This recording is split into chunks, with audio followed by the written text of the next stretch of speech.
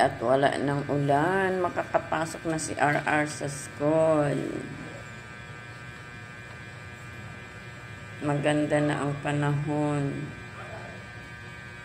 Thank you so much. Thank you, Lord.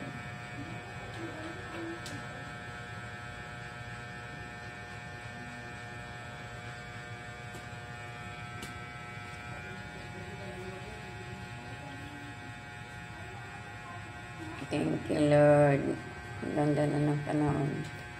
Nakikita ang aking sampayan.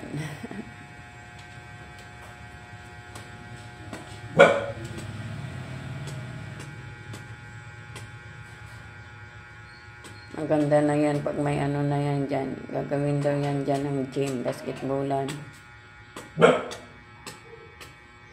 Kaya maganda na pag may tayo ng basketballan at ang club. Wala na papautod kay ano. Wala ba si John dito?